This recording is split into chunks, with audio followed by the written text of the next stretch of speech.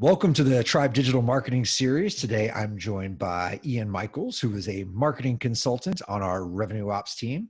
Ian, thank you for joining. Happy to be here. Thanks, man. All right. Always like to get kicked off by getting to know you a little bit. Would love to know, what are you passionate about in marketing? Yeah. So my main passion in marketing is really within attribution.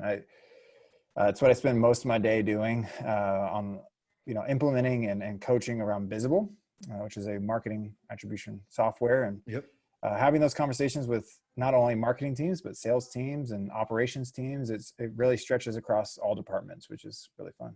How did you find attribution?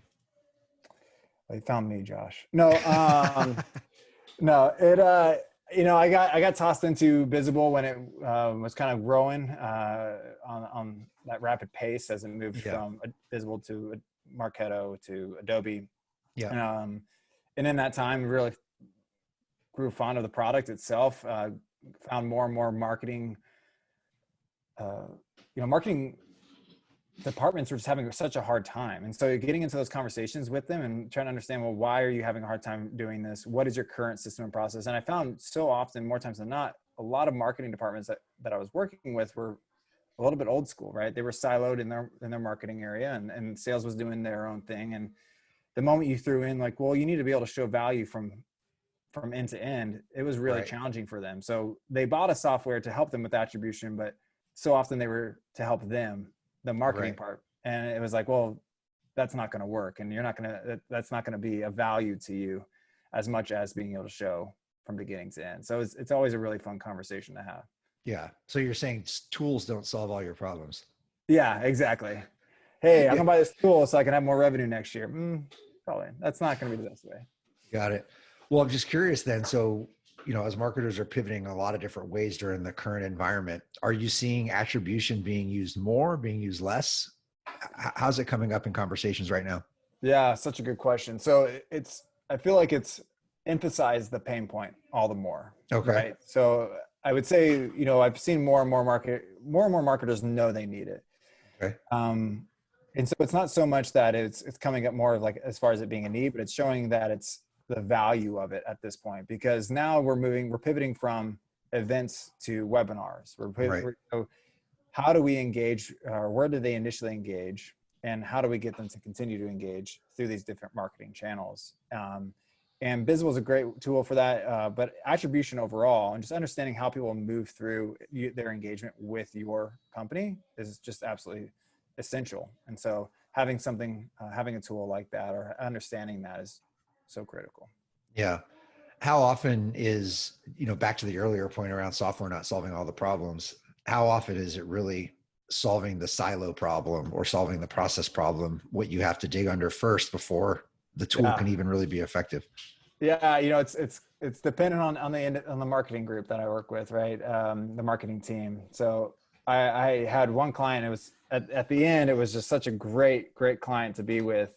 But in the middle, we were just butting heads because it was constant. Like, I want to show top of funnel, how am I generating leads, and how, like, what's the value of those leads? So the opportunity, because we know sales is creating those ops. We know that we don't want to show that. We want to show the value we're bringing in. And I kept on banging on my head and saying, you have to show sales touch points. You have to be able to show what you're doing is helping sales, and what sales is generating is in the end helping you.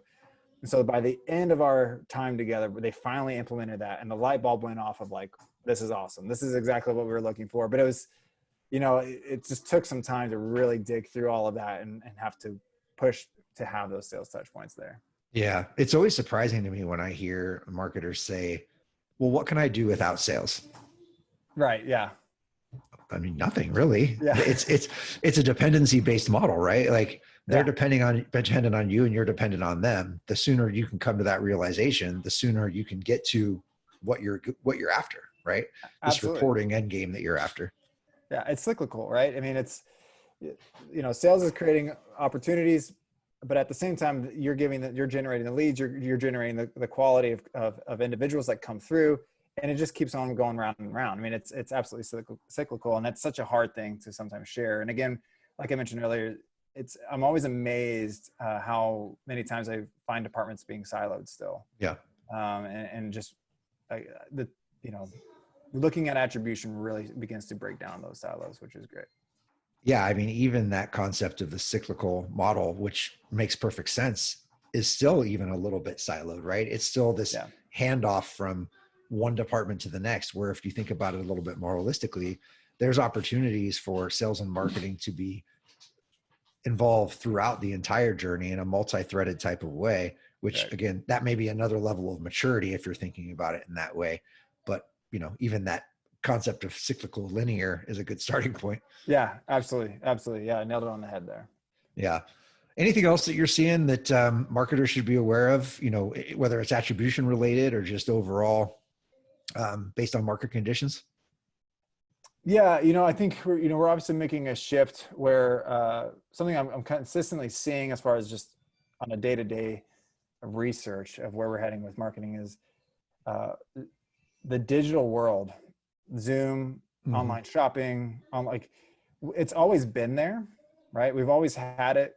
It's grown year over year, but something we're seeing is like this just emphasizes the value of it all the more. Right. Our online marketing is all the more powerful now than it ever was because people are stuck at home shopping on Amazon. Right. People cannot travel, so they're stuck within Zoom and they have to, use, face-to-face interactions like we are now. And so the digital realm just is going to continue to grow and grow. And I think what we're going through right now just emphasizes that all the more. It seems like it's an easy transition in our consumer lives for the most part. But in our business to business life, you know, we're all consumers on one end and we're all business consumers on the other end. It all mashes together, but it just almost seems like a forcing function for the B2B marketer, right? Like, okay, you can't rely on event to grab, you know, your next 10,000 names. You now have to embrace the digital world faster than ever. Absolutely. Well, when you see that with B2C, right? GMC, Carvana was like ahead of its time in some sense, but all these companies are going online car shopping now. Right. Yeah. Like the B2C world was a little bit ahead of that just from the online aspect, but yeah, it's pushing B2B in that same realm where you have to have that there to be able to have another way to be able to create a sale, to create an interaction or some point of engagement to continue to grow and build revenue. It's just for sure. Yeah, it'll be a forcing function. It'll be interesting to see how it shakes out, and it'll be interesting to see what happens to events once the doors open back up. If they're the same, if it's better, worse, who knows? Yeah. I was with a client earlier today about the Super Bowl and how it's going to be, 6 chairs apart. First, it's like it's going to be the most boring, like the most low key Super Bowl game ever. I mean, it's like, what are we going to do now with events like that? But I hear you on that. All right, Ian. Well, I appreciate you taking a few minutes to join the show. Of course, Josh. Thanks, man. All right, man. Have a good one.